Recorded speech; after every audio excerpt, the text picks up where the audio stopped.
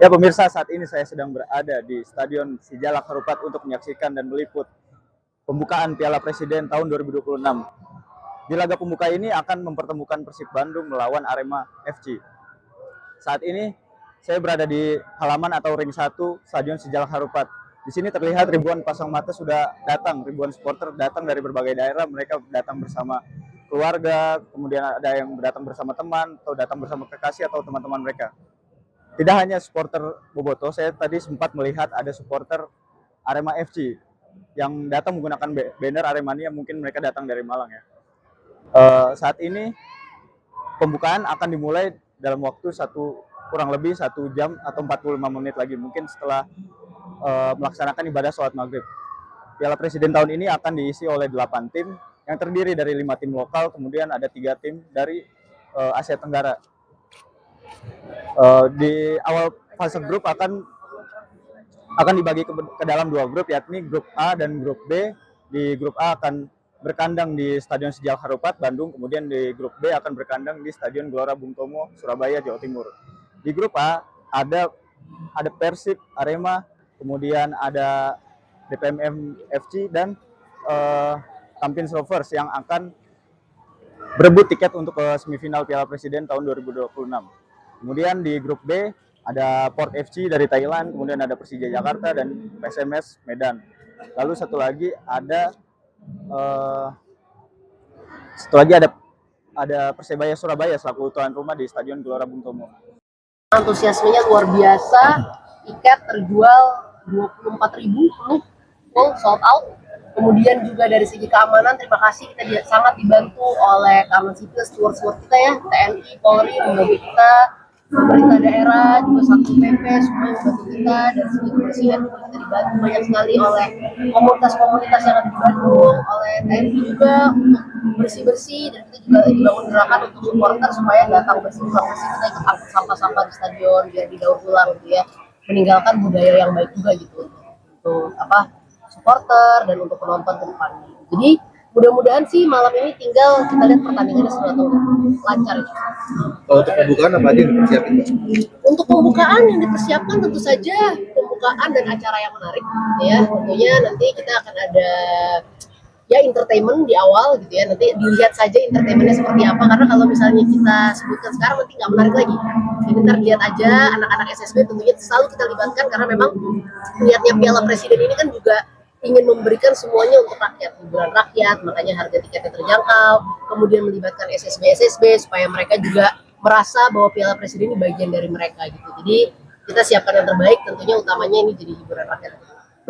Piala Presiden khususnya hari ini kan menjadikan duel dan tapi adanya pertemuan antara dua kelompok putra dan dua kelompok Aremania, kembali ke tribun kemungkinan mungkin Aremania juga akan ada sekitar ribuan di sini yang sudah bocor gitu.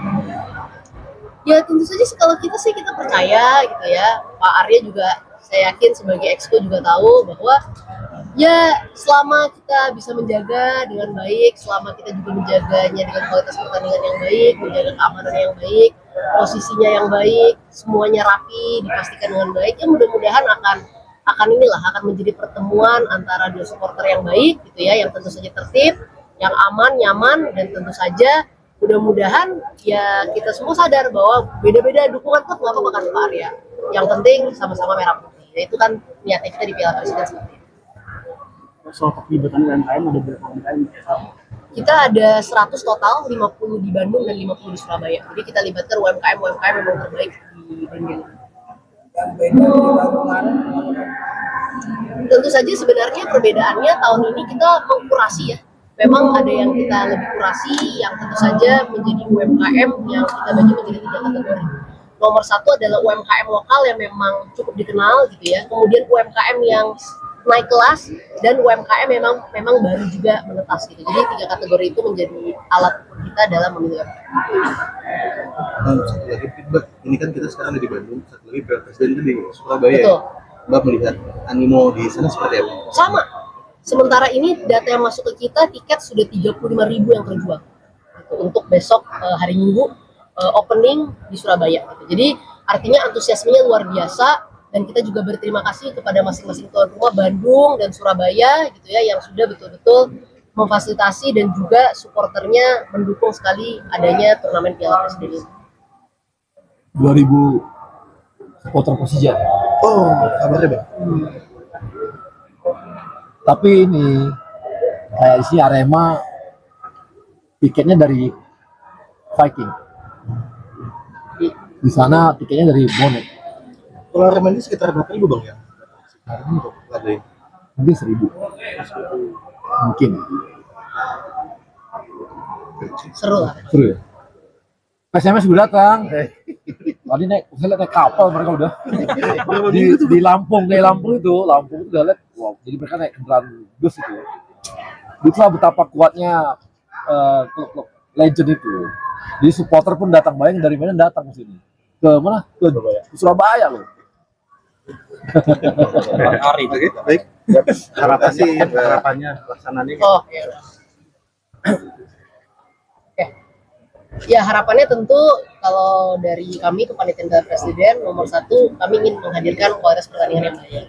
Kan memang tahun lalu pun Piala Presiden yang oleh banyak media terutama MTEK membuktikan bahwa kita menjadi Piala Presiden terbaik sepanjang sejarah. Artinya ditonton pemirsa itu rata-rata 5 juta pemirsa tiap pertandingan tahun lalu. Nah, tentu tahun ini kita ingin maintain itu dan tentu saja meningkatkan antusiasmenya.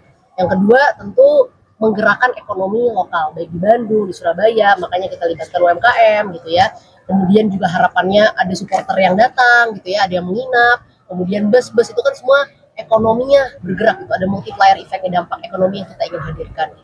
Dan tentu saja yang ketiga, sama yang selalu ditunjukkan juga di PSSI dan Pak Ara juga punya concern yang sangat penting soal ini adalah mengenai tata kelolanya gitu. Bagaimana tidak ada uang negara yang digunakan, kemudian bagaimana juga diaudit secara independen oleh PwC gitu ya sebagai auditor internasional. Jadi hal-hal ini adalah prinsip-prinsip yang terus kita jaga. Tapi nomor 1 dan yang paling penting gimana kita memberikan hiburan untuk masyarakat dan dampak ekonomi di masyarakat.